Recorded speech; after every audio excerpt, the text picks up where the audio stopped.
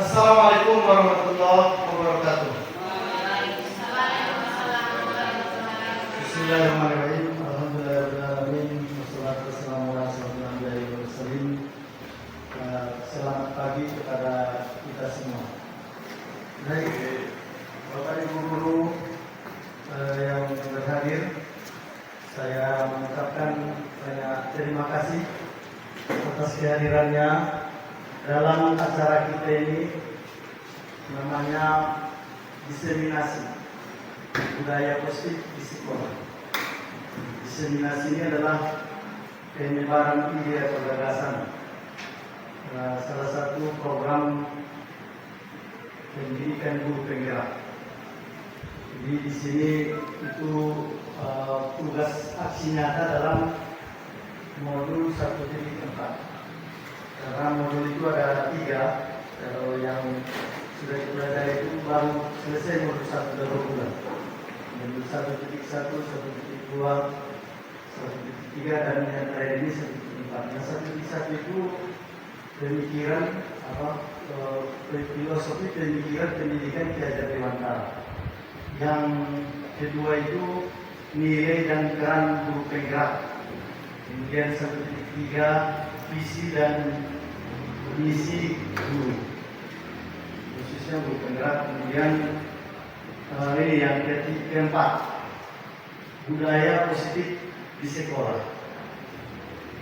Jadi ini aksi nyatanya nanti akan diunggah di YouTube, kemudian dibuat ada namanya LMS, Learning Management System. Di situ kita belajar secara daring. Kalau yang luringnya itu kita setiap 2 minggu itu ada karya ya, dengan praktik. Baik, Bapak Ibu sekalian, sebelum kita mulai pembelajaran, marilah kita berdoa terlebih dahulu. Doa masing-masing dimulai.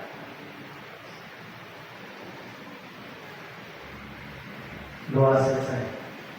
Untuk memulai diseminasi kita hari ini, kita mulai dulu dengan menyanyikan lagu Mas sekolah kita ini, karena di dalamnya termaktub visi dan misi sekolah kita. Ini dipercayakan kepada Ibu Kriana Aris.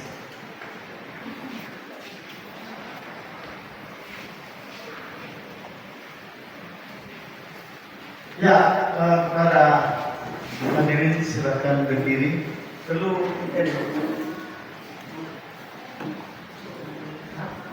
bersama.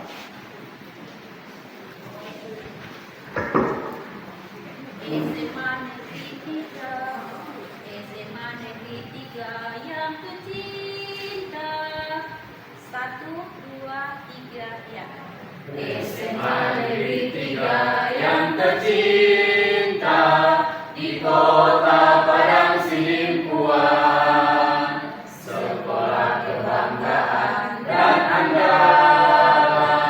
Di sini aku menuntut ilmu, torehkan prestasimu dan kembangkan untuk masa depan nan jaya. SMA Negeri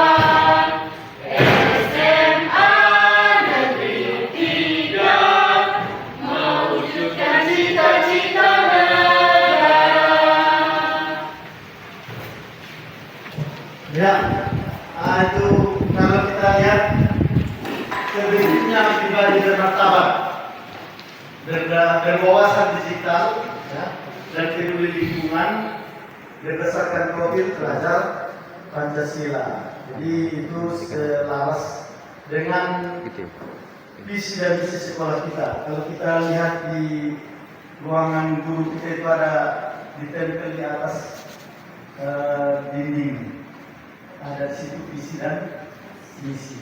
Ya, baik Bapak Ibu sekalian, sebelum kita mulai kita buat dulu yel-yelnya ya, supaya semangat. Nah, semangat kita jadi supaya jangan apa bosan ya. SMA Negeri 3. SMA Negeri 3. SMA Negeri 3 Palang Simpa. Maka, ya kita semua. Baik Bapak Ibu sekalian, judul ataupun bisa kita lihat ya di layar, ya, budaya positif. Ya, budaya positif khususnya di sekolah. Kalau budaya positif banyak saja, mungkin di luar pun banyak budaya positif.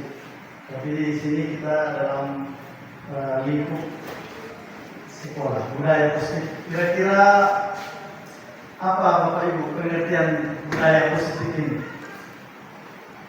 Ada di antara Bapak Ibu yang bisa kita ini diskusi budaya positif itu. Ada Bapak Ibu kira-kira yang bisa memberikan apa arti daripada budaya positif?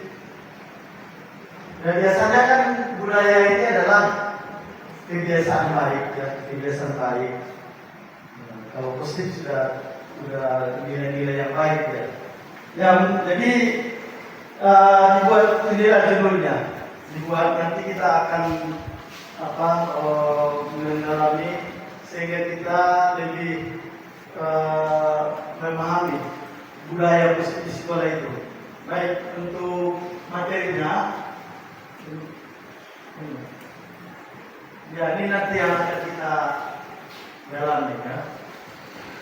Yang pertama, perubahan paradigma belajar, disiplin positif, motivasi perilaku manusia, kebutuhan dasar manusia, posisi kontrol, keyakinan kelas, dan segitiga restitusi. Nah, mungkin Bapak Ibu yang ini semua pernah juga mungkin sudah dipelajari, apalagi kemarin sudah ada juga yang kita buat yang mengundang dari SMA 1 itu kan, dari guru SMA 1, yang terakhirnya itu ada segitiga restitusi. Jadi di sini kita mengulang-ulang. Namanya kalau ilmu itu sering diulang mungkin semakin lengket ya Bapak Ibu ya.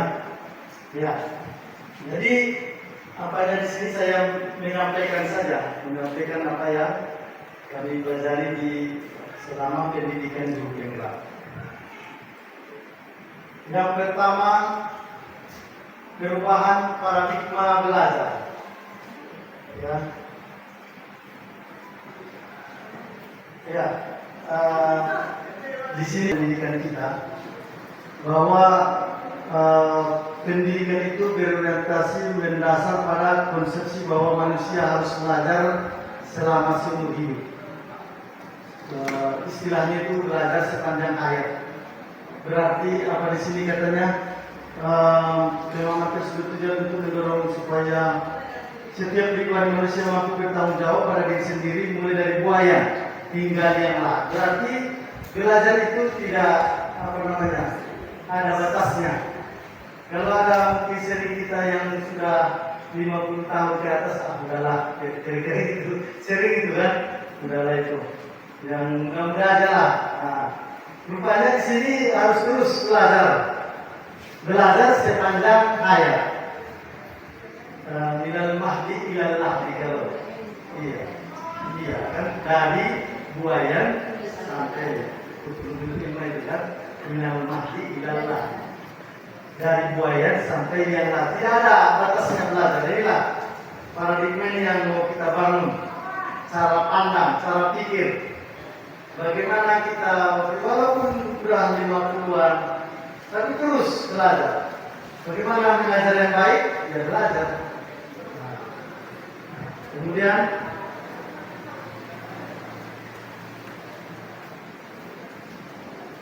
belajar sepanjang hayat.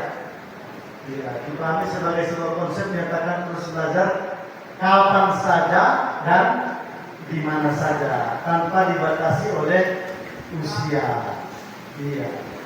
Kemudian konsep belajar sepanjang ini merupakan jawaban atas beragam bentuk variasi perubahan sosial dan perkembangan ilmu pengetahuan dan teknologi. Dengan terus-menerus belajar, seseorang tidak akan ketinggalan zaman dan dapat memperbarui pengetahuannya. Itulah gunanya Bapak Ibu, apalagi kita walaupun sudah 50 ke atas masih bertugas. Berarti tetap ada kewajiban supaya jangan itu tadi ketinggalan zaman. Nah, tetap kita mengikuti perkembangan. Bagaimana pembelajaran yang baik seperti hari ini kan ada pembelajaran yang berpusat kepada murid, student center, berdiferensiasi. Nah itu yang mau kita jalani.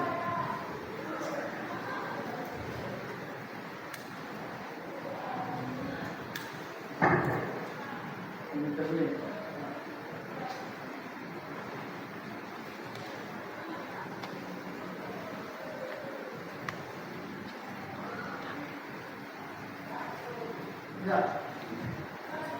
Kemudian disiplin positif dan nilai-nilai kebajikan.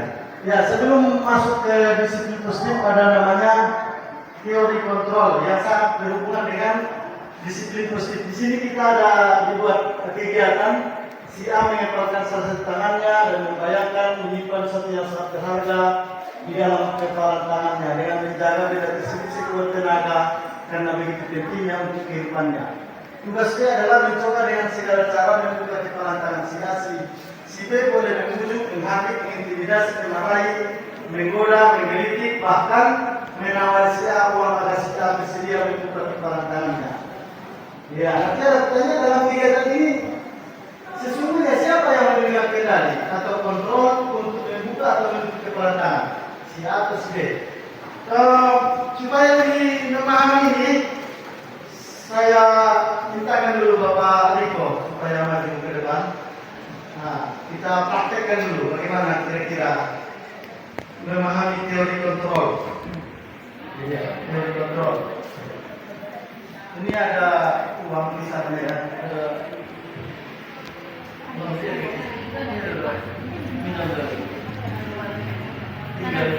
Ya, coba Bapak Riko berikan uang misalnya 50.000 ya. Misalnya 50.000 ya. 50.000. Ya. Berapa uangnya Pak? 50. Dipegang kuat oleh tugas saya itu ingin bagaimana kalau saya bisa membuat dia supaya membuka kepalan tangannya, berarti itu uang nanti sama saya. Tapi kalau dia tetap berpegang pada kepalanya itu milik dia. Nah, iya. Ya, misalnya berarti yang pertama mungkin bisa saya dia merayu. Saya bujuk dia. Pak Niko, tolong dulu dibuka kepalan tangannya. Nggak mau kan? Misalnya saya seorang yang paling dicintainya. Wah, ini dong 50.000. Oh, yang dikasih HP Pak mungkin Pak. Pak Niko, nah gitu kan? Pak Niko, tolong 50.000 Kak. Kira-kira bagaimana? Mau nggak Pak Niko membukanya? Ini orang yang sangat dicintainya. Mau karena hanya 50.000. Jadi 50.000. Ya, demi cintanya kepada si gadis tadi, dia mengorbankan 50.000 tadi. Nah, itu dengan bujukan. Iya, lebih 50.000 lagi dia mau. Selanjutnya ancaman ataupun sesuatu yang membuat dia terancam. Iya. Balik kok. Buka. Hati-hati gitu kan. Jangan juga karena siapalah saya pikirnya kan. Ini 50.000. Kejam bukan? Ya, sekedar misalnya kalau dia tahu orangnya ya dia tidak mau. Tapi kalau misalnya dia di suatu jalan yang dia terancam dengan potongan pisau, buka tanganmu, nyawa atau uang. Iya Pak. Kira-kira gitu kan. Nah itu berarti dia mau membuka kepala tangannya. Nah inilah Bapak Ibu sekilas tentang teori kontrol. Jadi pertanyaannya, terima kasih ya. Siapa yang memegang kendali di sini? Pak Riko atau saya? Nah, ada yang mengatakan saya, ada Pak Riko. Iya, coba kira-kira pendapatnya bagaimana? Pak Riko yang memegang kendali. Yang punya tangan Pak Riko. Berarti yang megang kendalinya Pak Riko. Oh iya, kita alasannya. Yang menyatakan saya bagaimana? Ada pendapat? Iya.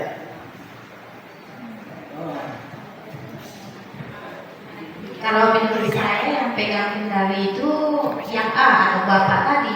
Tergantung bagaimana cara Bapak menghadapi Pak Riko tadi sehingga dia bisa membuka tangannya. Iya, bisa dengan ancaman itu tadi ya, atau dengan rujukan. Iya, baik.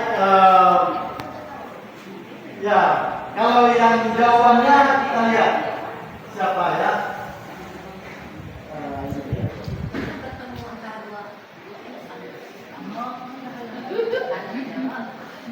Dr. William Glasser menyatakan semua perilaku memiliki tujuan, bahkan terhadap perilaku yang tidak disukai. Jadi sebenarnya Bapak Ibu yang pegang kendali itu yang punya tangan. Kalau dia tidak mau walaupun mati, ya, tapi itu kan motivasi dari luar. Jadi kalau sebenarnya dengan dia motivasi diri sendiri kan bisa dia. Jadi yang diharapkan itulah intrinsik tadi. Jadi kalau motivasi dari luar dia baik dia penghargaan maupun ancaman, nah itu bisa saja dia berubah. Tapi dia tetap dia yang mengendalikan sesuai dengan kebutuhannya sendiri. Kebutuhannya apa? Ketika diancam, bertahan hidup, itu kebutuhannya. Nanti ada teori kebutuhan dasar, survival ya, survival, bertahan hidup, survival, iya survival, bertahan hidup. Ketika dia tadi membuka tangannya karena dia ada yang menyatakan orang yang dicintainya lack and belonging, lack and belonging. Love and belonging. Bukan guru yang mengontrol murid. Yang mengontrol adalah diri mereka sendiri. Sesuai dengan kebutuhan apa yang mereka miliki. Ketika kita bisa mengontrolnya, mungkin saat itu dia memberikan dirinya, membiarkan dirinya dikontrol. Tapi ada juga muridnya tidak mau. Nah, berarti yang sebenarnya adalah murid itu sendiri yang mengontrol dirinya. Kita juga menganggap semua penguatan positif, efektif dan bermanfaat. Ya, padahal itu mungkin jangka pendek saja. Bisa saja dia nanti bergantungan,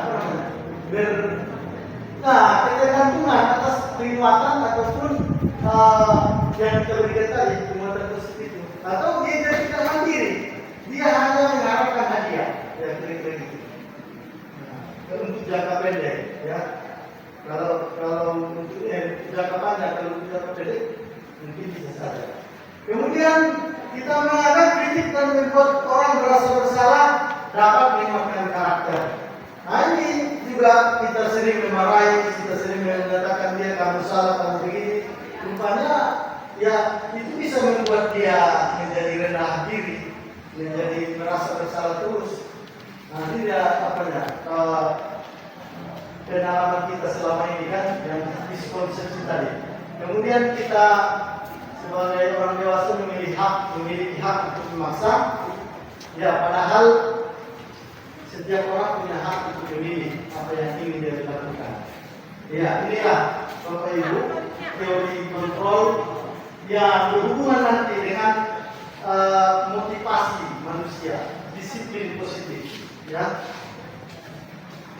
lanjutkan. Iya, baru masuk kita ke disiplin positif. Bapak Ibu, kira-kira apakah arti daripada disiplin? Disiplin dulu, sebelum masuk ke disiplin positif. Di situ ada disiplin adalah, kalau yang singkatnya kan patuh. Iya, itu paling bawah itu, rasa kepatuhan terhadap aturan, mengikuti peraturan yang berlaku. Nah, berarti itulah disiplin. Nah, kemudian kalau disiplin positif ada tambahan positif. Ya, di sini lebih dalam lagi disiplin positif.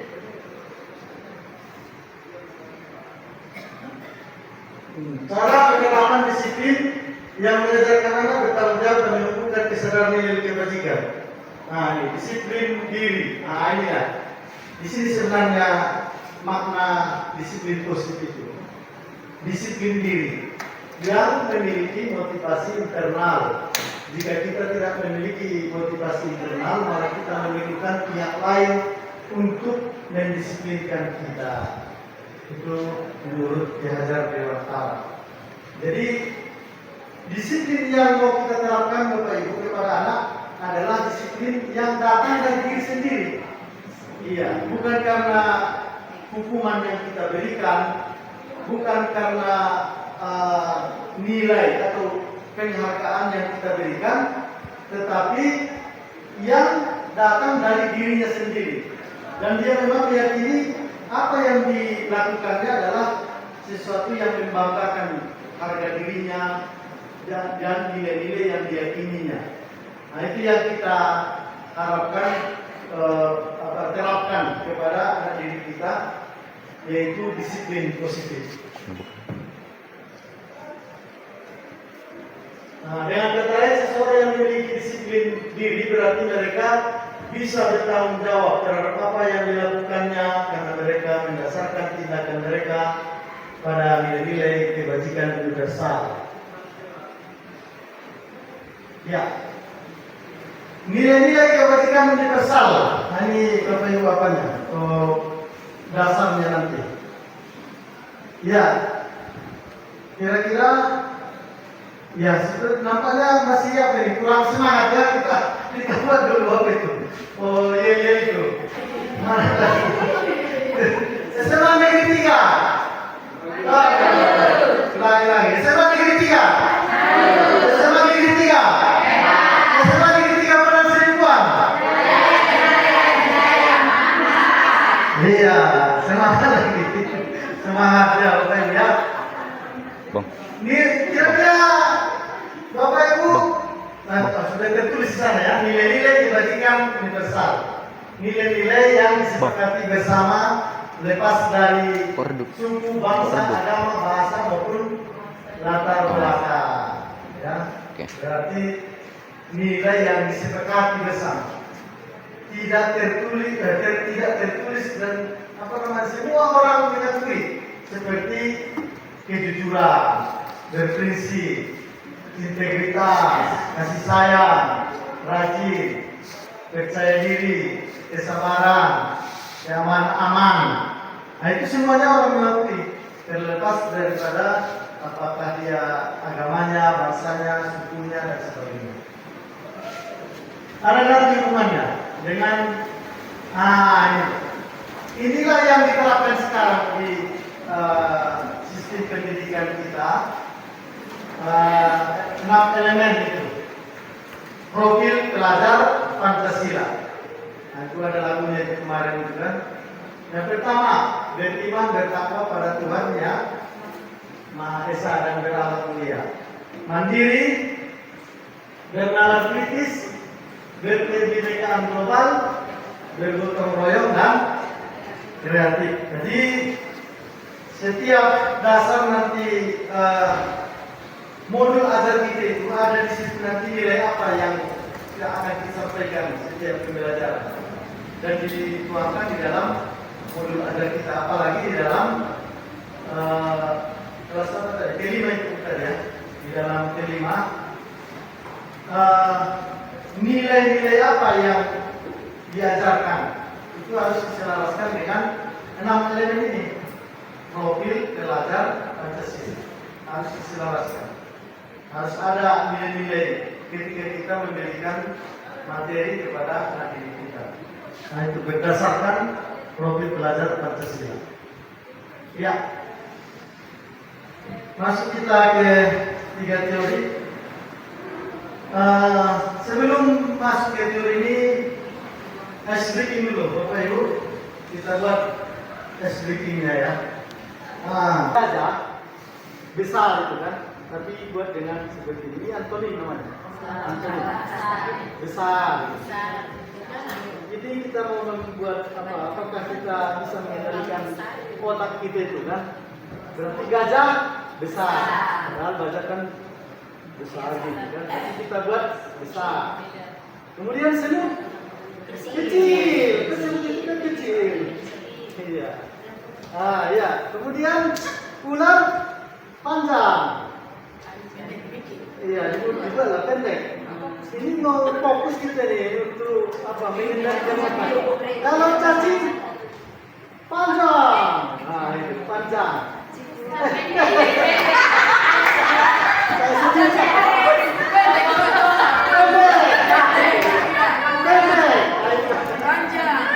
Ya, bagaimana siap? Siap. Ada apa saja? Gajah, semut, Ular, cacing. Iya. Baik.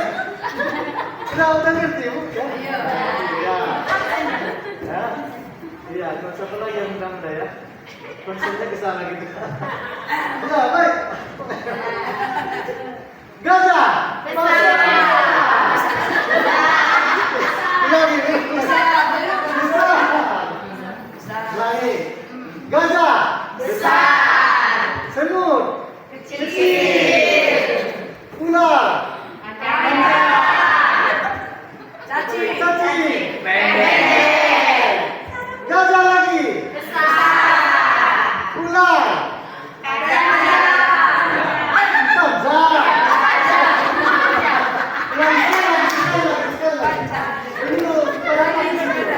Panjang. Nah, kita ulangi. Gajah, Besar. semut, Kecil. ular, Panjang. panjang, cacing, Pendek. gajah, Besar. cacing. Pendek. Pendek. Ya, bentar. Itu hanya sekedar apa? Ice breaking. Di kelas pun kita buatlah ice breaking kita di pada anak-anak supaya belajarnya agak santai sedikit, Bapak Ibu ya.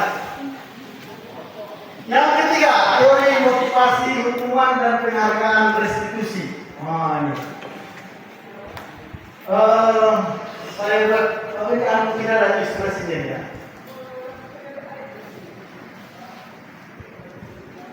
Sengaja. Iya. Ilustrasinya begini, Bapak Ibu. Ketika kita biasanya datang mengikuti upacara bendera. Datang mengikuti upacara bendera. Bapak kepala sekolah kira-kira mulai bendera itu sudah menarik apa itu? Absen. Oh, kalau di tempat apa itu kan ditarik ya absen. Berarti sempat kita naik bendera, kita tidak bisa lagi mengisi absen. Nah, kira-kira pertanyaannya Bapak Ibu, apa motif kita sehingga kita mentaati aturan itu mengikuti upacara bendera tepat waktu di hari Senin? Nah, itu kan. Ada Bapak Ibu yang ingin memberikan tanggapan Bu Ina? Iya. Oh iya. Ini kita apa nih? Jujur aja kita. Iya, silakan Ibu Ina.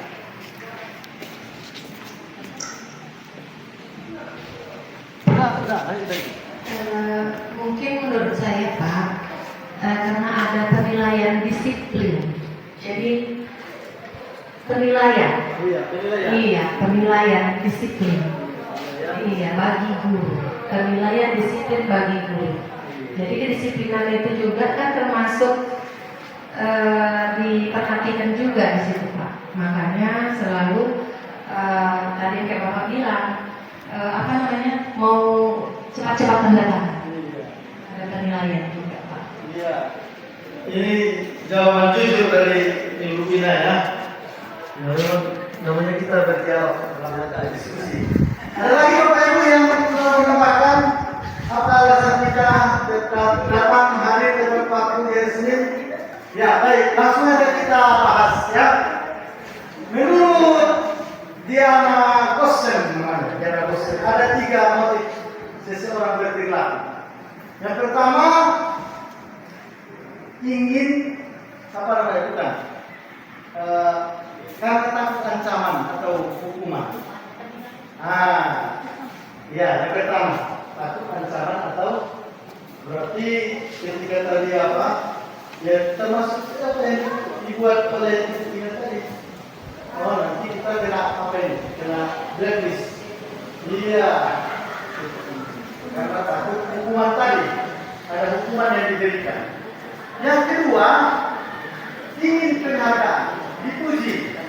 Datang kita, berarti waktu sekolah bagus. Senang kita kalau pada sekolah mengatakan bagus. Ya itu hal yang wajar. Semua orang ingin dipuji, ya kan? Nah, tetapi yang ketiga ini yang ingin kita terangkan. Kalau yang pertama tadi level 1, model level 2, ini yang ketiga level 3, yang datang dari diri sendiri, ingin menjadi diri sendiri, punya harga diri, sesuai dengan nilai-nilai yang kita yakini. Ketika kita mampu menjalankan satu ketertiban tata tertib tadi, ada rasa kepuasan. Inilah yang dikatakan dengan motivasi intrinsik. Motivasi intrinsik. Kalau tadi motivasi ekstrinsik. Itu bisa juga. Itu termasuk juga yang namanya identitas sukses semuanya itu. Kalau tetap masih mengikuti peraturan itu masih identitas sukses walaupun takut ancaman, hukuman, ingin penghargaan, tetapi yang kita harapkan adalah muncul dari diri sendiri, ada rasa kepuasan ketika kita menjalankan. Sekiranya sekolah pun tidak memperhatikan, kita tetap menjalankan sebagaimana nilai-nilai yang ada. Kira-kira Bapak Ibu yang ingin memberikan tanggapan atau seperti yang sepertinya kita sekarang tidak boleh lagi ada hukuman di sekolah. Ya Bapak Ibu, masih alasannya bagaimana? Menurut saya Pak, hukuman dan penghargaan itu tetap masih diperlukan di pendidikan. Kalau merujuk ke hadis ya. Jadi anak-anak yang umur 0 sampai 7 tahun itu dia banyak-banyak diberikan pendidikan, misalkan mengajari sholat gitu ya. Diajari, dimotivasi, diberikan kasih sayang, cara mengajarinya juga dengan kasih sayang. Tapi 7 sampai 14 tahun itu memang dia harus diberikan hukuman. Tadi kan udah kita kasih penanaman nilai-nilai itu ya, 7 sampai 0 sampai 7 itu penanaman nilai-nilai. Dan dia sudah mulai terbiasa dan memahami. Ketika 7 sampai 14, maka kita seperti mengekang tali kuda. Artinya ini udah ada atau ada katakanlah ada satu aturan yang kita buat. Ketika anak-anak ini melenceng sedikit, tarik, ulur, gitu. Nah, tarik ulur ini ketika dia jauhnya atau melencengnya agak jauh, maka diperlukan hukuman untuk mengkondisikan anak ini biar tetap berada di rel atau katakanlah di aturan yang kita buat. Maka diberikanlah hukuman Kalau tidak mau, misalkan kalau dalam agama saya gitu, kalau tidak mau sholat, pukullah. Tapi jangan memukul yang merusak gitu, atau katakan memukul yang membahayakan. Menurut Ali bin Abi Thalib juga setelah umur 14, periode ketiga 14 sampai 21, maka anak ini lebih banyak kita ajak dia berdiskusi. Itulah tadi restitusi itu, berdiskusi. Kalau kamu begini nak, ini konsekuensimu. Kamu ambil apa? Kau yang pilih yang mana? Kau pilih yang ini atau ini? Nah gitu. Jadi kita kasih dia pandangan. Kalau kau kira-kira melakukan seperti inilah akibatnya. Kau mau nggak? Nah, jadi kita ajak dia seperti berdialog dengan kawan kita sendiri. Setelah 21 tahun diharapkan memang anak-anak ini sudah bisa mengambil atau katakanlah memutuskan mana yang terbaik untuk diri dia, walaupun mungkin tetap kita kasih arahan-arahan sebagai guru dan orang tua. Demikian saja menurut saya, Pak. Assalamualaikum. Waalaikumsalam warahmatullahi wabarakatuh. Ya, pendapat yang sangat bagus.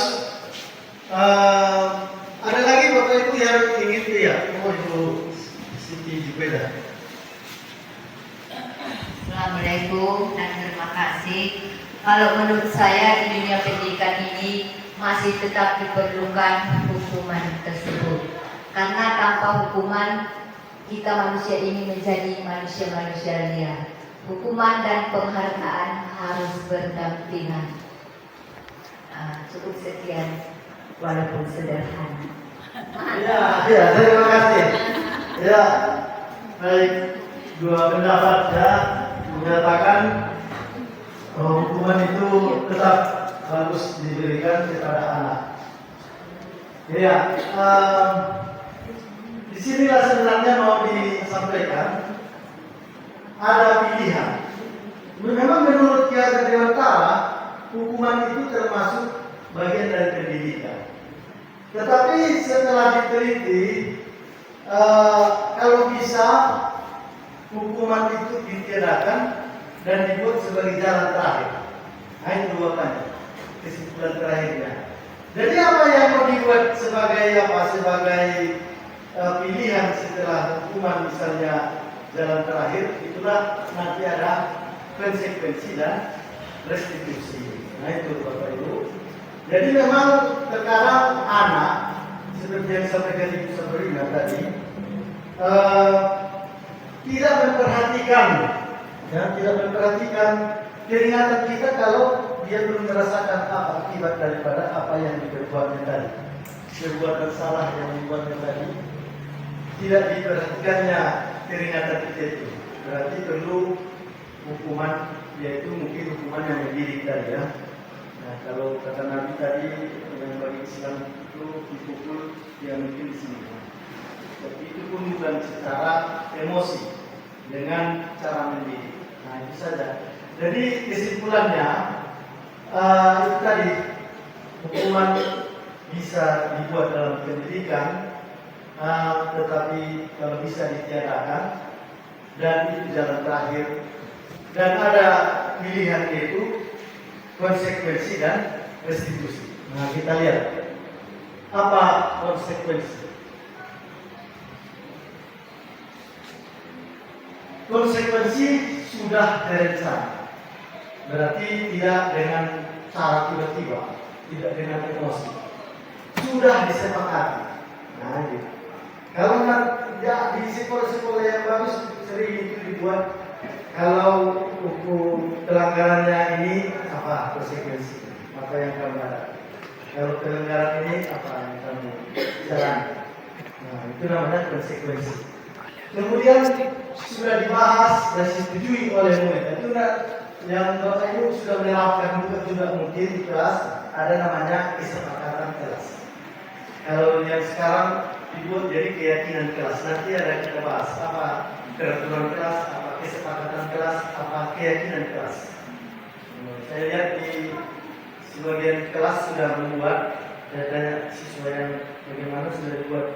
Ya, kesepakatan yang masih diketahui, terutama banyak juga kuliah sudah buat kesepakatan kelas mungkin, terutama wali-wali kelas ya. Tapi padahal kesepakatan atau keyakinan kelas itu harus dibuat oleh setiap guru, walaupun dia guru bidang studi saja, dia harus membuat keyakinan kelas. Nanti kita lanjutkan itu di pembahasan berikutnya. Ya, jadi murid sudah mengetahui sebelumnya konsekuensi apa yang diterima bila ada pelanggaran. Pada konsekuensi murid tetap dibuat memang tidak nyaman untuk jangka waktu yang pendek. Nah, ini kekurangan daripada konsekuensi ini. Tetap tidak nyaman dalam jangka waktu yang pendek. Maka tindakan atau segi penanganan siswa yang bermasalah tadi diberikanlah satu terapi lah, kalau menurut saya itu namanya restitusi. Ya, apa itu restitusi? Proses menciptakan kondisi yang bagi murid untuk memperbaiki kesalahan mereka sehingga mereka bisa kembali pada kelompok mereka dengan karakter yang lebih kuat. Ya, itu tadi seperti yang disampaikan Ibu Sabrina, yang umur di atas itu tadi ya, ada 14 sampai 21 itu kan kalau menurut Tiada Dewantara ada 3 fase itu. Wiraga, wirama, kemudian wirama. Kalau wiraga itu 0 sampai 8 kalau dalam Tiada Dewantara. Kemudian wiraga wirama 8 sampai 16. 9 sampai 16, kemudian wirama 17 sampai 24. Nah, itu. Jadi di sini ada segitiga restitusi namanya. Ya, belum lagi ya, masih restitusinya, pengertian restitusinya. Mengajarkan murid mencari solusi untuk masalah mereka. Ya, kita ajarkan murid sendiri. Nanti saya sudah buat videonya. Nanti kita tampilkan video bagaimana menerapkan segitiga restitusi. Ya, nah ini sudah tadi buku.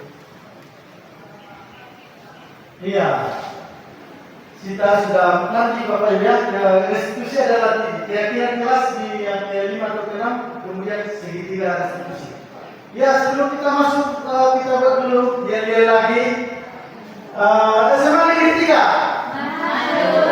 SMA Negeri 3. SMA Negeri 3 apa yang selingkuhan? Mata. Iya. Baik, Bapak Ibu sekalian, kita masuk ke materi keempat, kebutuhan dasar manusia. Kita masuk dari apa? Pemantik. Ada pemantik, pertanyaan pemantik. Ya. Coba Bapak Riko dibacakan dulu yang muda-muda ini kan. Dibacakan dulu pemantik. Ibu Ambar. Ibu Ambar, guru wali kelas 2A di SD Pelita Hati, sedang bingung menghadapi ulah salah satu murid di kelasnya. Doni beberapa anak di kelasnya Doni. Nah, Doni siapa? Bukan itu. Di kelasnya Doni. Di kelasnya Doni. Doni maksudnya yang di kelas Ibu Ambar ini. Di kelasnya Doni. Nah. Beberapa anak di kelas 2A telah datang padanya dan mengeluhkan Doni yang sering kali meminta bekal makanan siang mereka dengan paksa. Jika Anda menghadapi situasi seperti Ibu Ambar, apa yang akan Anda lakukan? Menurut Anda, kira-kira apa alasan Doni melakukan hal itu? Iya. Baik, dari kisah apa yang pertanyaan ini, Doni ini punya apa? Kepribadian sering dia meminta bekal dari teman-temannya. Iya, jadi di sini ditanyakan, apa kira-kira kalau kita sebagai Ibu Ambar itu, ada Bapak Ibu yang ingin menjawab? Ya, Yusna. Assalamualaikum warahmatullahi wabarakatuh. Kalau menurut saya, kalau seandainya saya Ibu Ambar itu, saya akan panggil si Doni. Doni, kamu kenapa nak sering mengambil bekal kawanmu? Tentu dari jawaban itu kita akan bisa mengambil kesimpulan dari jawaban si Doni. Karena dia kan sering mengambil bekal kawannya Bisa saja nanti dia mungkin tidak makan dari rumah, tidak punya jajan. Jadi kita tidak bisa langsung menjatuhkan hukuman sama dia. Oh, sudah ini nakal. Kita belum bisa sebelum kita tanya apa penyebab dia berlaku seperti itu. Kira-kira seperti itu. Assalamualaikum warahmatullahi wabarakatuh. Waalaikumsalam warahmatullahi wabarakatuh. Ada lagi Bapak Ibu yang ingin menambahkan jawaban itu? Ya, baik. Betul sekali. Kita harus tanya dulu.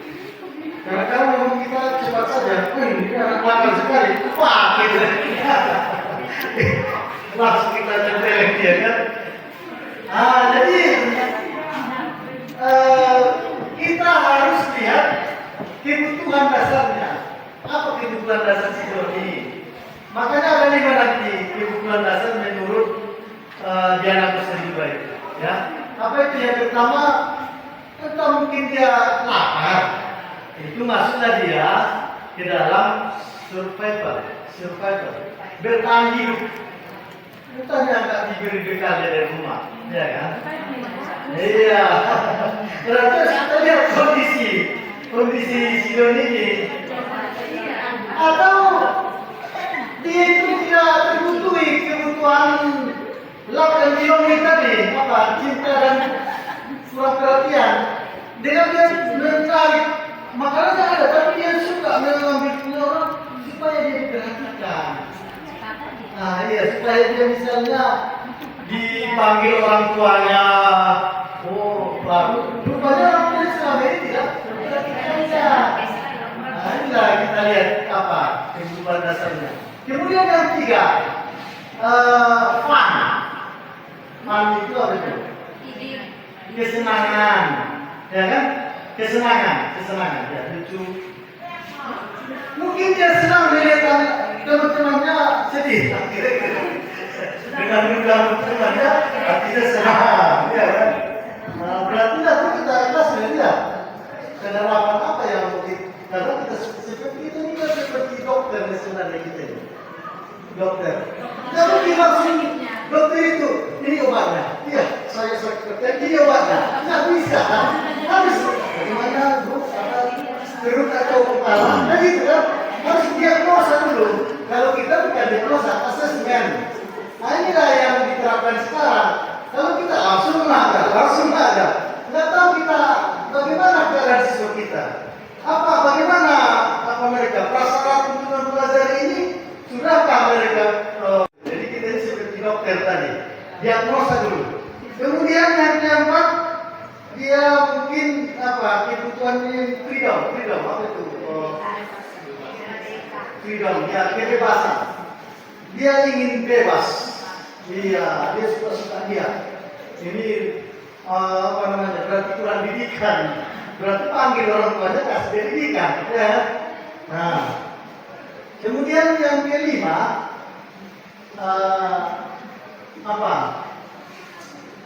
Power. Iya, supaya dia hebat, kelihatan. Oh ini apa? Semua. Oh sudah. Berarti nanti perlu yang dikasih apa? Kepemimpinan. Dia di kelas ya, kira-kira gitu. Dikasih dia tanggung jawab. Jadi seperti yang disampaikan Dr. William Glasser tadi, setiap orang berperilaku ada tujuannya.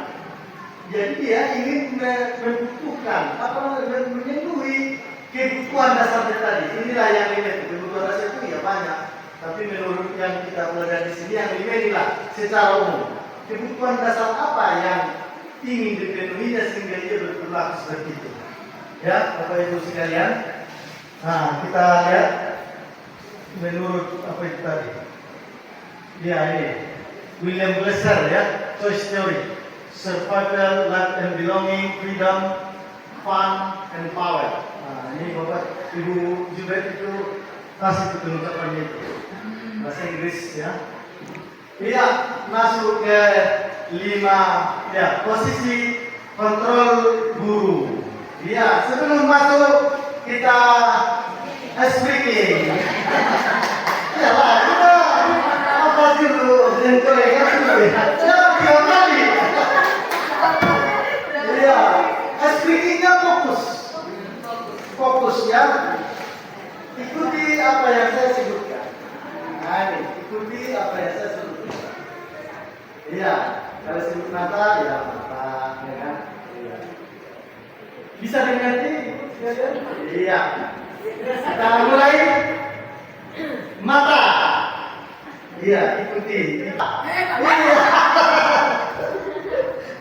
Iya. Iya, tepuk tangan kita semua. Ada yang karena dia mengikuti gerakan saya.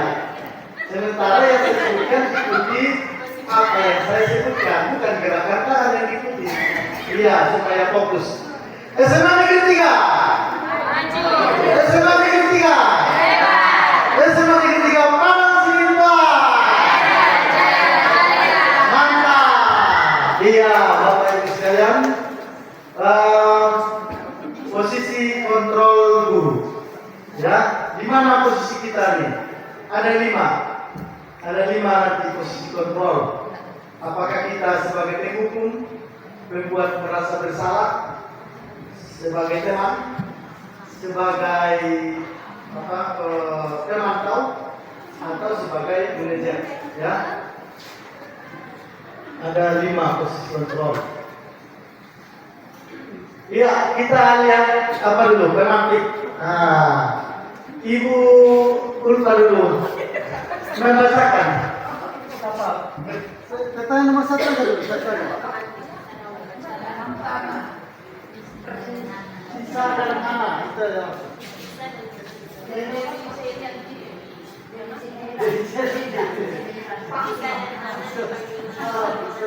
Lisa dan Hana dipanggil masuk ke ruangan Ibu Dewi, Kepala Sekolah SMA Makmur. Ibu Dewi baru saja mendapatkan pengaduan dari Ibunda Lisa bahwa Hana menggunakan kata-kata kasar dan merendahkan Lisa di sosial media. Iya, satu aja. Ya, misalnya ini kepala sekolahnya Ibu Dewi Cairanti ya. Nah, bukan di SMA Negeri 3, SMA Makmur. Nah, siapa kira yang bisa memberikan pendapat apa tindakan yang dibuat? Sekiranya kita sebagai Ibu Dewi mendapat pengaduan dari Ibunda Tisa bahwa Hana menggunakan kata-kata kasar, merendah-rendahkan Tisa di sosial media. Ada Bapak Ibu sekalian yang bisa memberikan tanggapan apa sekiranya kita kepala sekolahnya? Ya, Ibu Rambe, selamat datang. Bisa. Nah, memberi kata-kata langsung. Apa masalah Pak? Wah, Dengannya apa Pak tadi? Itu. Ibu. Ada dulu tuh baru dah pernah mesti. Oh, terima kasih dulu. Adek. Iya. Assalamualaikum warahmatullahi wabarakatuh. Kalau pendapat saya ya Kak, dipanggil dulu Lisa dan Hananya, ditanya apa permasalahannya, kenapa sampai si Lisa ini, si Hana ini menggunakan kata-kata kasar dan merendahkan Lisa di sosial media, dan kemudian ditanya apa permasalahan awalnya, ditanya dulu, jangan langsung disalahkan si Lisa. Nah, kemudian si Lisa juga salah sih menurut saya, kalau memang ada masalah nggak semestinya juga menggunakan kata-kata kasar dan sampai ke media sosial. Menurut saya Lisa. Oh iya, si Hana. Oh iya, maksud saya Hana. Nah, begitu. Cukup sekian. Assalamualaikum warahmatullahi wabarakatuh. Ada lagi? Ya, baik. Identifikasi masalah ya, betul ya. Yang pertama ya tidak bisa langsung dijatuhkan hukuman. Seperti yang tadi juga ini. Ya, ya. Identifikasi masalah. Kira-kira apa permasalahannya? Ya, ya. Kemudian setelah kita tahu apa permasalahannya, barulah dibuat tindakan. Apakah akan memanggil orang tuanya, memberikan bimbingan dan disampaikan kepada orang tuanya supaya kalau misalnya ada masalah jangan sampai ke media sosial. Dan selanjutnya apa namanya itu, jejak digital itu dihapus. Nah, baik itu karena bisa benar-benar permasalahannya tidak selesai-selesai. Ya. Jadi apa hubungannya dengan posisi kontrol guru? Ya. Selang ku Kalau kayak seorang selenah ku kotor. di kepala sekolah tadi Selenah ku langsung kotor. menghujat, ya kan, si apa ini, si Hana ini dengan kata-kata kasar, berarti dia Udah. sebagai penghukum secara verbal. Dia menghukum secara kata-kata. Dia belum tahu apa namanya permasalahan sebenarnya, langsung dia gas, ya kan. Nah, kemudian kalau dia menyampaikan kenapa kamu begini, kenapa kamu begitu, menyatakan kesalahan daripada si anak tadi tanpa bimbingan, ya berarti dia sebagai pembuat merasa bersalah. Ya, kemudian kalau yang dia misalnya dengan kata-kata lembut, jangan begitu nak, ya kan, berarti dia adalah sebagai teman. Ya, tapi kalau dia misalnya langsung memberikan konsekuensi atas apa yang dibuat si Hana, itu dia bertindak sebagai pemantau. Kalau kamu berbuat seperti ini, berarti kamu harus mendalami. Nah, itu dia bertindak sebagai pemantau. Dan kalau dia misalnya mengajak tadi seperti yang saya sampaikan tadi, inilah tindakan restitusi tadi. Dia di situ sebagai manajer. Nah, dia sebagai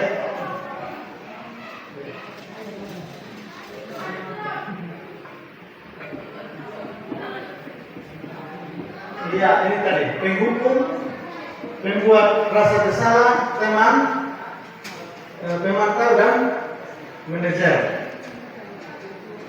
Ya, ada ini apa ya penjelasannya. Kemudian, ya, masuk kita Bapak Ibu keyakinan kelas. Nah ini dianjurkan setiap guru, bukan hanya wali kelas, harus membuat keyakinan kelas. Kenapa kata keyakinan dibuat? Kenapa tidak peraturan? Kenapa tidak kesepakatan? Nah ini, ya. Kalau dia peraturan itu berasal dari guru saja, satu pihak. Disampaikan peraturan-peraturan untuk ditaati oleh siswa, itu namanya peraturan. Tapi kalau kesepakatan, nah itulah yang kita buat di kelas itu. Setiap anak memberikan pendapatnya, nilai-nilai apa yang akan diterapkan di kelas itu. Dan nilai-nilai yang diterapkan itu menjadi keyakinan kelas. Itulah Bapak Ibu penjelasan peraturan kelas, kesepakatan kelas, dan keyakinan kelas. Ini sebenarnya istilah saja, ya kan? Tapi yang jelasnya bukan lagi peraturan kelas yang diterapkan, tetapi kesepakatan atau keyakinan kelas. Keyakinan kelas itu adalah nilai-nilai yang disepakati bersama guru dan murid sebagai tindakan bagaimana berperilaku di dalam kelas, bagaimana berinteraksi dalam kelas. Untuk apa? Untuk kenyamanan dan kondusif, ya, situasi yang kondusif di dalam kelas. Ya, kira-kira kita semua sudah membuat ya keyakinan kelas. Nah ini tadi seperangkat nilai dan prinsip yang disepakati bersama oleh guru dan murid untuk memandu perilaku dan interaksi dalam kelas. Iya, ini penjelasannya. Mengapa keyakinan? Misalnya peraturan menggunakan helm pada saat mengendarai kendaraan. Apa nilai yang terkandung di situ keselamatan. Peraturan memakai masker, apa nilai yang terkandung kesehatan, keselamatan. Ya, tujuan itu tadi membuat keyakinan kelas adalah untuk menciptakan suasana yang kondusif untuk anak belajar, aman dan nyaman.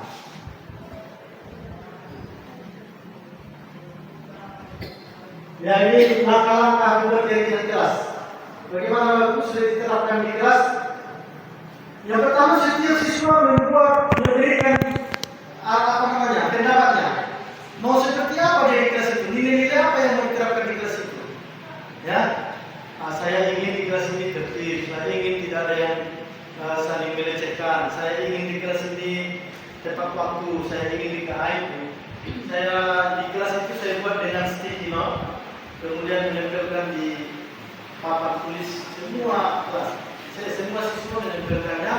Kemudian dari pendapat siswa ini diambil kesimpulan mana yang sama yang digabungkan. Kalau misalnya ada kata-kata yang kurang bagus diperbaiki.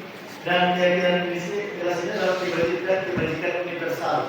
Ya, kalau bisa jangan kata tidak kotor, berarti bersih. Nah, itu harus kata-kata yang positif, dihilangkan dari kata-kata negatif. Kalau tidak kotor ya bersih, tidak ribut berarti tertib. Nah, kira-kira itulah. Nanti setelah disepakati bersama ditempelkan itu di dinding untuk supaya keyakinan ini diterapkan bersama-sama, bukan saja siswa, juga guru yang berada di dalam kelas itu. Guru yang mana yang membuat keyakinan itu? Karena saya tanya juga instrukturnya, kalau demikian Pak, berarti banyak tempelan di kelas, setiap guru membuat keyakinan di kelas. Boleh saja katakan hanya wali kelasnya, kalau yang peraturan pribadi kan bisa, keyakinan atau kesepakatan pribadi bisa dibuat di dalam selembar yang tidak perlu ditempelkan. Nah, baik, keyakinan kelas, ya. Ya, masuk ke terakhir, segitiga restitusi. Ya, di sini Bapak Ibu ya, segitiga restitusi. Ya, kita nonton video dulu kalau gitu ya. Video yang saya buat.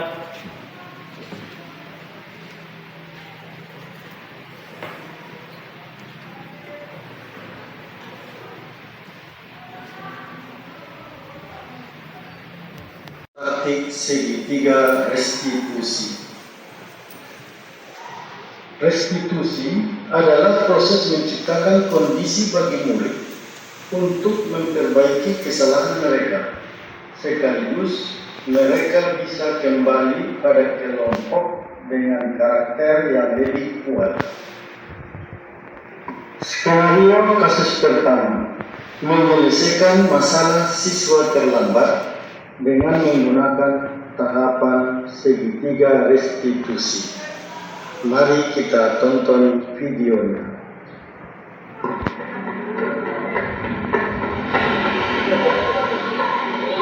Ini tahu nggak apa alasannya kenapa bapak panggil? Apa itu? Nah, itu. Jadi data yang bapak di sini terlambat pun dalam satu bulan ini banyak sekali. Kalau seperti ini tidak akan pernah sukses jadi pelajar, terlambat terus, ya. Kira-kira apa alasannya kenapa terlambat? Oh, bermain sampai jam 3 subuh. Kalau kita bermain game sampai 3 subuh itu jelas itu bangunnya kesiangan. Boleh saja bermain game, tapi lihat waktu dia kan. Ini sampai sedang seorang pelajar. Kalau pelajar seperti itu, otomatis bangun kesiangan, masuk ke sekolah pun nanti kamu tertidur dalam kelas, ya kan? Iya. Jadi sadar nggak kamu itu berbuat dengan apa? Kalau kamu sudah sadar, kamu tahu rumah. Bagaimana cara kamu?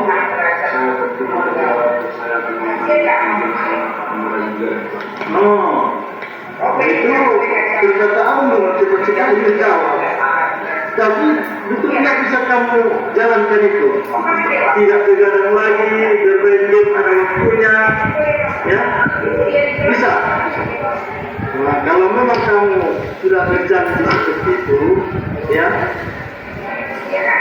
mulai dari sekarang jangan pernah lagi Bapak melihat catatan di sini, ini terlambat lagi. Bisa itu? Skenario kasus kedua, siswa ribut ketika berlangsung proses pembelajaran. Silakan tonton videonya.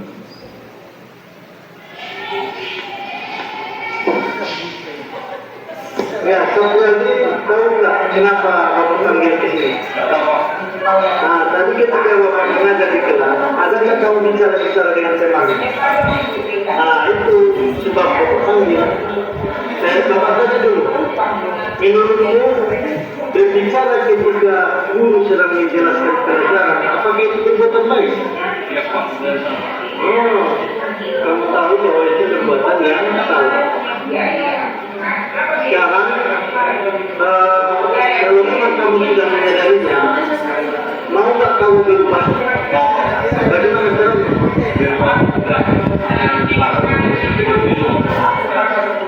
Nah, ya itu sudah kamu nyatakan memang, tapi maka ini kita jangan hanya sekedar dimaksud saja, bagaimana kita menjalankan ya bisa nggak?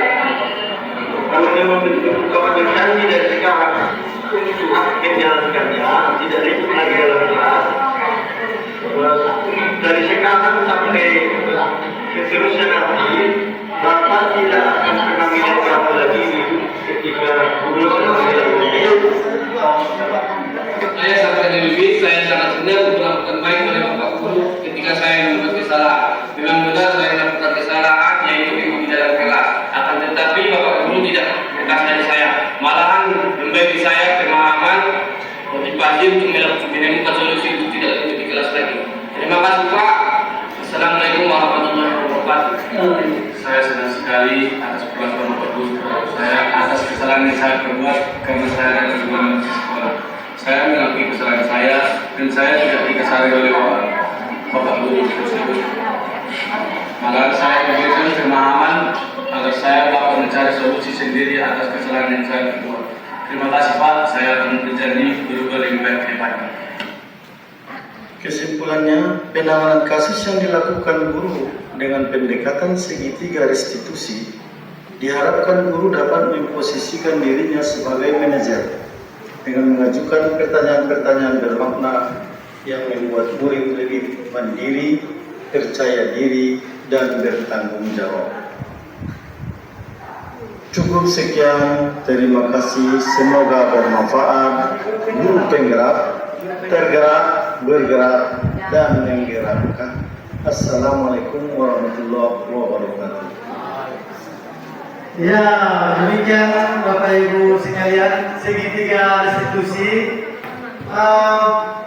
Jadi ada 3 item yang mesti kita penuhi dalam menangani siswa dengan menggunakan pendekatan segitiga restitusi. Yang pertama, itu saya sebut tadi, menstabilkan identitas. Yang kedua, validasi tindakan salah atau validasi kebutuhan. Dan yang ketiga adalah menanyakan keyakinan atau ingin perubahan ke depan. Jadi menstabilkan identitas kita lihat dulu kita apakah benar dia mengakui dia bersalah, ya kan? Nah, entah mungkin dia tidak merasa bersalah dengan perbuatannya, ya kita apakan dulu, stabilkan dulu. Dan kalau memang dia bersalah, jangan sampai kita langsung menghujatnya, karena setiap orang mungkin bisa saja bersalah. Karena setiap orang ada kesalahan, ya, manusia itu tidak ada yang sempurna. Kemudian tadi yang ketiga, apa kebutuhan dia? Apa alasannya? Dan kira-kira yang kita lihat, apa alasannya hingga dibuat seperti itu? Apakah kebutuhan yang ini itu mana yang belum terpenuhi dengan dia? Ya, kemudian kita tanyakan mau nggak dia merubah sikapnya? Ya, atas kesalahan tadi kalau memang dia betul-betul bersalah, bagaimana? Kita juga yang menanyakan supaya dia yang mengeluarkan keinginannya, bagaimana tindakan ke depan? Apa yang akan kamu perbaiki? Mau nggak kamu memperbaikinya? Kalau kamu mau memperbaikinya, bagaimana caranya? Ya itulah Bapak Ibu, 3 tindakan restitusi yang dibuat oleh Kementerian Pendidikan dan Kebudayaan, Riset dan Teknologi. Itu yang diapakan sekarang. Dianjurkan kepada guru itu tadi bagaimana kita menyikapi bahwa mengurangi, meminimalkan hukuman, konsekuensi, dan mendahulukan itu tadi tindakan restitusi yang tujuannya supaya mereka itu punya sifat mandiri, punya sifat tanggung jawab, dan dapat menyelesaikan solusi mereka sendiri. Bukan kita yang memberikan, yang menyelesaikan masalah mereka, tapi mereka sendiri kita bangun dari jiwanya sendiri, dari dirinya sendiri, sehingga dia dapat seperti yang disebutkan oleh Kiai Dewan Tanah, bersosialisasi dengan masyarakat, baik sebagai dia pribadi ataupun dia sebagai anggota masyarakat. Ya, baik, mungkin dengan selesainya video ini yang ketujuh tadi segitiga restitusi sudah selesai semua tentang budaya positif itu. Ya.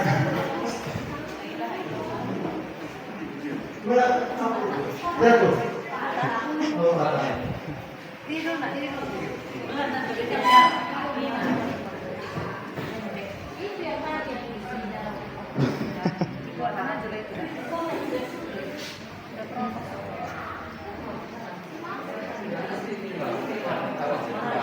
ya, budaya positif akan terwujud dengan kolaborasi antara semua warga sekolah. Iya, semuanya harus saling mendukung. Jangan ada yang itu nggak bisa, itu nggak bisa. Harus semua warga sekolah, siapa? Guru terutama, kepala sekolah, stakeholder, ya. Begitu juga dengan siswanya dan orang tua, lingkungan sekitar juga mendukung. Semuanya akan terwujud dengan kolaborasi tadi antara semua warga sekolah. Demikian pembahasan, mungkin ada tanggapan atau pertanyaan, atau memang sudah kita bahas semua tadi, atau tanggapan saja. Kalau tidak ada, refleksi penutup. Refleksi itu kita biasa pakai 4P. Apa peristiwanya yang kita alami di sini? Bagaimana kita merasakan perasaan kita? Kemudian pembelajaran apa yang kita dapatkan, dan kemudian yang terakhir penerapan ke depan. Boleh siapa kira-kira di antara Bapak Ibu yang ingin merefleksi kegiatan kita hari ini? Nah. Boleh? Apa pesan dari tadi belum ada menyampaikan?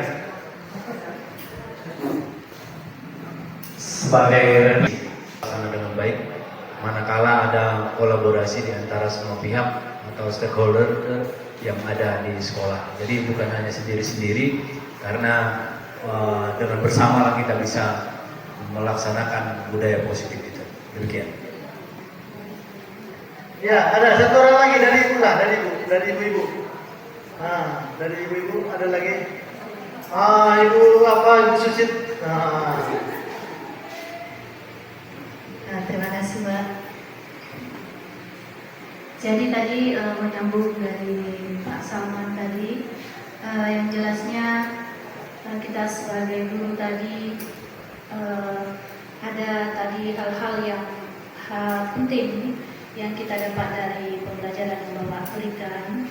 Salah satunya tadi adalah menstabilkan identitas anak tadi, kemudian memvalidasi.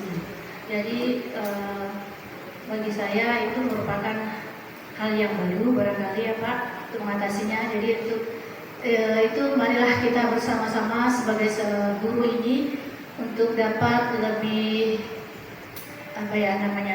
kedepannya untuk mendidik anak itu lebih totalitas seperti itu barangkali. Mungkin ditambah lagi yang lain. Assalamualaikum warahmatullahi warahmatullahi wabarakatuh. Ya, baik. Dengan berakhirnya acara kita ini, maka terakhir yel-yel kita dulu. SMA Negeri 3. SMA Negeri 3. SMA Negeri 3 Padang Sidimpuan. Mantap. Saya tutup dengan Assalamualaikum warahmatullahi wabarakatuh.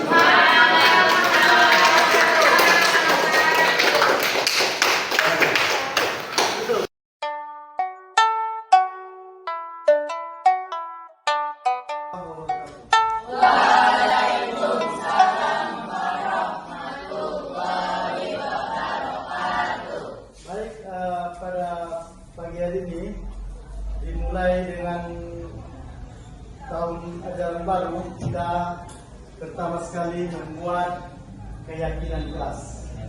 Ya. Apa itu keyakinan kelas? Keyakinan kelas adalah seperangkat nilai dan prinsip yang disepakati bersama guru dan murid untuk memandu dan interaksi di dalam kelas. Gunanya nanti supaya kita mendapatkan suasana yang kondusif dalam belajar, aman, nyaman, tertib dan tentram. Itulah guna daripada keyakinan kelas. Ya, bagaimana kita menentukan keyakinan kelas ini? Jadi keyakinan kelas ini dibuat oleh murid, dipandu oleh guru. Berarti kalian yang membuat, nanti Bapak sebagai memandunya saja. Nilai-nilai kebaikan apa yang mau kita terapkan di dalam kelas ini supaya kalian nyaman dalam belajar, ya. Nah, jadi caranya bagaimana? Setiap siswa nanti memberikan pendapatnya. Saya bagikan nanti ini sticky note, ya. Setiap orang yang menuliskan di sticky note ini, misalnya saya ingin kelas ini saling menghargai. Yang singkat aja, padat dan jelas. Nah, tidak tepat waktu, ya. Semua menuliskan di sticky note dan menempelkan masing-masing ke depan. Jadi setiap orang memberi pendapat. Kemudian nanti setelah banyak pendapatnya itu, kita rangkum mana yang sama, jadi dijadikan satu. Kalau misalnya harus kata-katanya kita perbaiki, ya. Sehingga nanti ada beberapa yang sebagai rangkumannya itu, itulah yang kita buat jadi panduan kesepakatan atau keyakinan kelas kita. Ya, bagaimana? Mengerti? Bisa kita mulai? Bisa. Baik, setiap orang akan saya bagikan sticky note untuk menuliskannya yang dengan kalimat yang jelas dan dapat dimengerti. Ya, walaupun 2-3 kata saja. Nah, coba kita coba. Kemudian kita pilih sendiri, ya. Ya, Bapak. Oke, Pak.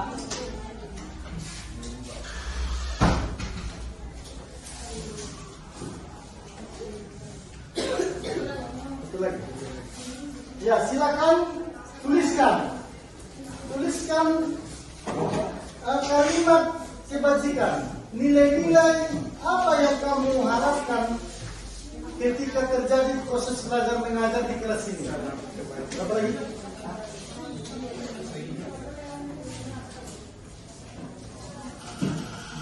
Satu kalimat saja. Kalau orang mendapatkan satu kalimat, kemudian tempelkan ke depan kelas.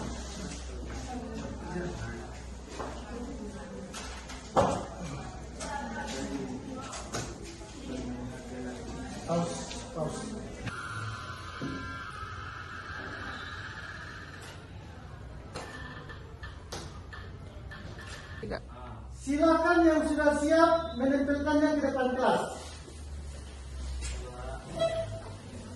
Di sini aja. Sini. Kemudian diikuti nanti di sini. Ke bawah, ya. Iya. Lanjut. Lagi terus saja sama saja apa? Supaya cepat.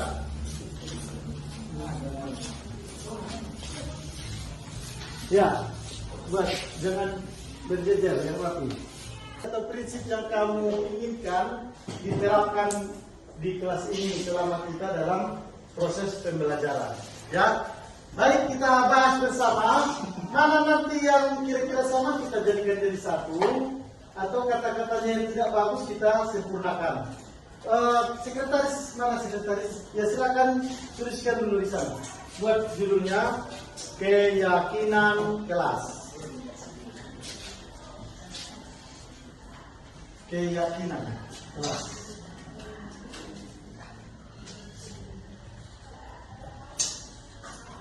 Ya, nomor 1.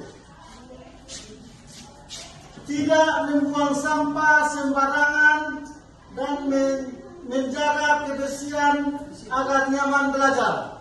Ya tunggu dulu, jangan ditulis dulu. Nah, kira-kira jangan memakai kata tidak. Yang positifnya saja, ini kan negatif. Berarti menjaga kebersihan kelas. Coba, itu dia. Kita membuat kata yang positif. Kalau tidak kotor itu kata negatif. Kalau kita biasa dengan kata-kata yang positif, yang baik, mudah-mudahan perilaku kita pun menjadi baik. Menjaga kebersihan kelas. Kemudian, saya ingin ketika guru menjelaskan teman-teman tidak ribut. Berarti pada saat pelajaran. iya, betul. Tertib pada saat Jam pelajaran berlangsung. Pembelajaran berlangsung. Supaya singkat kita aja, tertib pada saat pembelajaran. Karena sudah berlangsung itu kan. Tertib pada saat pembelajaran. Ya. Kemudian tidak ribut dalam kelas saat jam pelajaran berlangsung. Sudah sama tadi ya, sama. Bisa tidur di kelas, tidak ribut. Di kelas boleh menggambar. Jadi bagaimana menurut kalian bisa tidur di kelas? Berarti itu bukan nilai yang baik. Ya, berarti tidak perlu kita cantumkan. Tidur di kelas baik nggak? Tidak perlu ya. Selanjutnya, saya ingin kelas ini akur dan akrab, semua kompak, memberi memberi pengetahuan kepada sesama teman, gitu ya.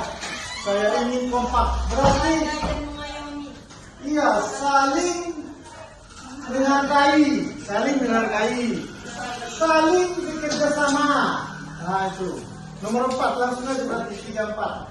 Saling menghargai. Nomor 4, saling bekerja sama, saling bantu-bantu. Kecuali ujian. Ya, kalau ujiannya nggak boleh ikut ya. Saling menghargai, saling bekerja sama, kompak, akur, gitu ya. Saya ingin proses belajar mengajar bisa kondusif, aman dan tertib. Sudah tertib tadi. Saya ingin kelas ini ketika guru menjelaskan semua diam. Tertib. Mencatat ketika guru mengajar ya. Ya mencatat. Ya, itu aktif. Aktif dalam pembelajaran. Nah itu. Baik dia mendengarkan, mencatat, juga bertanya, ya, memberi pendapat, aktif dalam pembelajaran. Selanjutnya, mendengarkan arahan guru. Oh, itu berarti aktif juga ya, mendengarkan. Saya ini kelas ini tidak diribut dan tidak menggunakan HP jika tidak perlu. Berarti apa kalimat yang positif?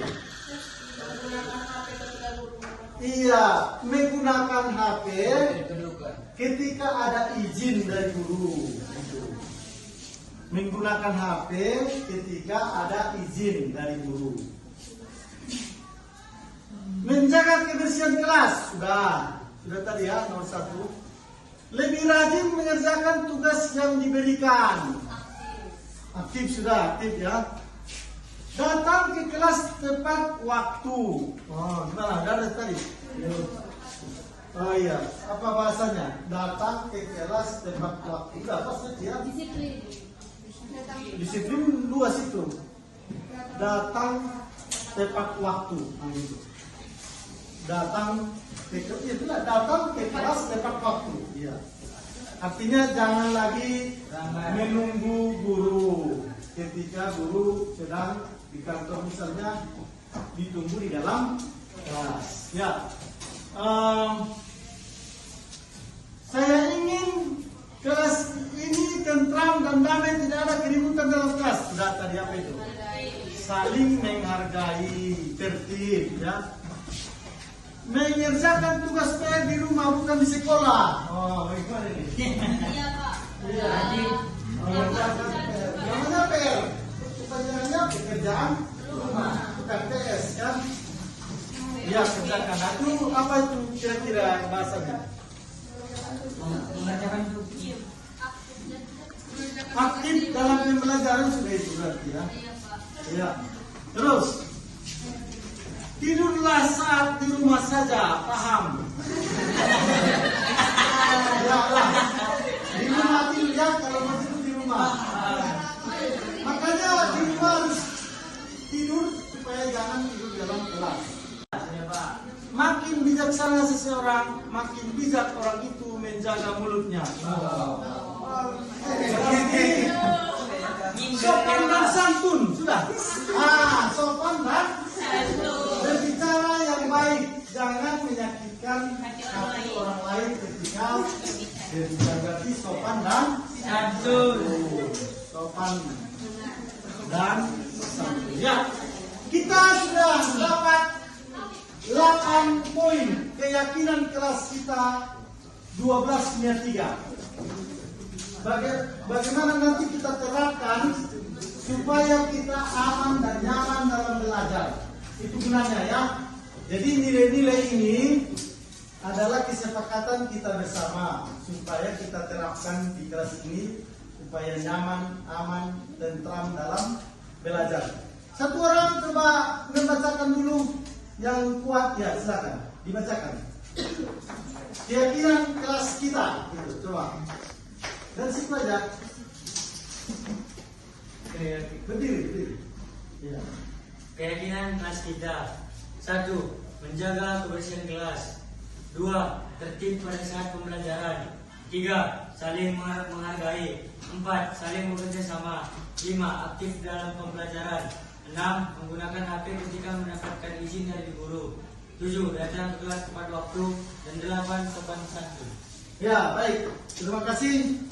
Kita sudah mendengarkan tadi 8 poin keyakinan kelas kita ini, kelas 12-3. Mari kita terapkan supaya kita aman dan tentram dalam belajar dan kita dapat mudah menerima materi pelajaran yang diajarkan guru kepada kita. Ya, mungkin demikian saja dulu untuk keyakinan kelas kita hari ini. Semoga bisa kita terapkan bersama untuk kebaikan bersama ya. Assalamualaikum warahmatullahi wabarakatuh. Waalaikumsalam warahmatullahi wabarakatuh. Itu kalian sudah. Tapi kalau keyakinan kelas atau kesepakatan